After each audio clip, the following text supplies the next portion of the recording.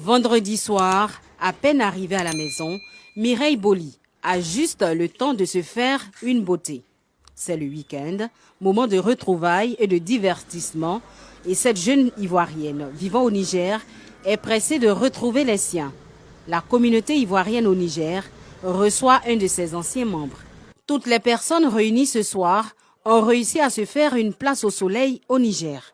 Une fierté pour leur hôte du jour, ancien fonctionnaire international. Alors c'est un plaisir pour moi de revenir au Niger et trouver mes jeunes cadets que j'ai pu fédérer autour de moi et utiliser leurs énergies et pour les aider à pouvoir s'épanouir. Et qui me font l'honneur non seulement de me recevoir et de me parler aussi de leur succès. Mireille Boli fait partie des personnes qui connaissent le succès.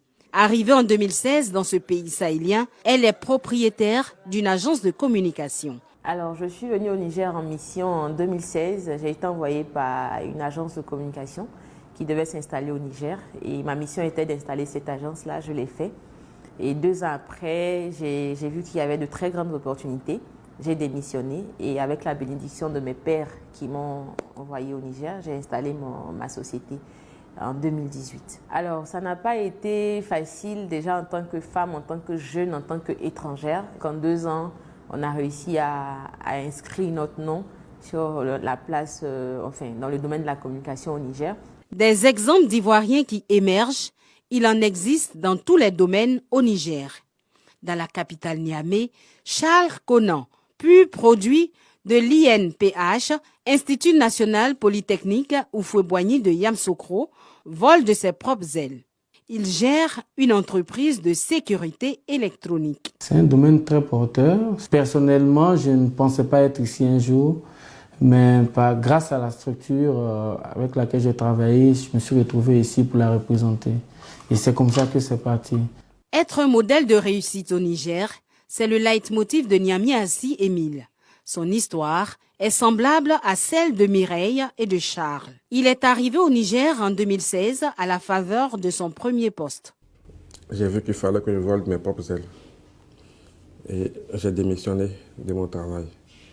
Mais j'ai démissionné en faisant la bêtise de ne pas avoir un travail quelque part. Je suis parti voir un client et je lui ai dit que voici ma situation dans laquelle je suis. Je veux qu'il me donne de l'argent pour payer mon loyer. Il me dit non. Je ne donnerai pas de l'argent, mais te donner une commande. La commande a fait 450 000 francs. Aujourd'hui, on peut le dire, son courage a payé. Assi Émile, ce natif de Toumoudi, ville située dans le centre de la Côte d'Ivoire, a eu le nœud creux en optant pour la biomédecine. J'aime pas faire ce que tout le monde fait. J'aime les domaines pointus. Aujourd'hui, par exemple, dans tout le Niger, c'est ma société seule qui est habilitée à installer et à former les gens qui travaillent sur les appareils Covid. Marguerite Nganza est un modèle au Niger. Depuis une vingtaine d'années, elle est dans la restauration. Sa spécialité, la cuisine ivoirienne, très prisée dans le pays. Je n'ai pas décidé toute seule. En fait, j'étais avec mon mari qui était un expatrié qui était en poste ici. On avait l'habitude de recevoir les gens et quand on a commencé à créer le restaurant, petit à petit, les gens se sont intéressés à la cuisine ivoirienne. Les gens aiment la cuisine ivoirienne et on se rend compte qu'il y a beaucoup de Nigériens qui ont étudié en Côte d'Ivoire. Donc, par nostalgie, petit à petit, les gens cherchaient par-ci, par-là. Les gens m'ont découvert et puis c'est comme ça, petit à petit, l'affaire a commencé à grandir. Mireille, Charles, Émile, Marguerite, 4 Ivoiriens, 4 modèles de réussite, savourent leur succès et se rappellent encore les a priori du départ. En fait, les images qu'on avait en général, c'était des images de famine. Ce sont ces images qu'on avait, surtout à l'époque. Donc, quand on arrivait, on était surpris d'avoir des jardins, d'avoir de la verdure. On avait d'autres idées, quoi.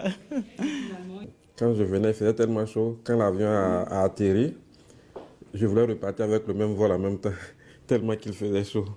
Nos pays africains commencent à se développer, mais il y a beaucoup de choses à faire au Niger pour des gens qui savent saisir les opportunités.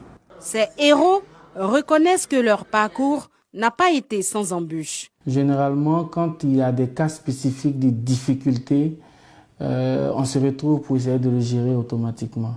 C'est pour cela qu'il y a eu la mise en place du fonds FACI, Fonds de solidarité à la communauté ivoirienne, qui permet de donner des prêts. La communauté ivoirienne au Niger, forte de plus de 4000 membres, est composée de plusieurs petites associations comme celle des cadres ivoiriens, à l'initiative de ces retrouvailles. Il s'agit pour nous aujourd'hui de nous mettre ensemble comme nous le faisons toujours, comme un seul homme, pour recevoir notre doyen, notre inspiration, le doyen Siaka Bakayoko, qui a été véritablement la locomotive de la Team 225, qui n'est rien d'autre que le rassemblement informel des cadres ivoiriens au Niger. Le Niger, ce pays sahélien, est une terre d'opportunités et d'affaires selon les Ivoiriens qui y vivent. Mais pas facile d'émerger dans ce pays en voie de développement. Il faut pour réussir avoir de la détermination, de la persévérance et la foi comme l'ont expérimenté Mireille, Charles, Émile, Marguerite et bien d'autres Ivoiriens vivant au Niger. Des hommes et des femmes au parcours inspirant.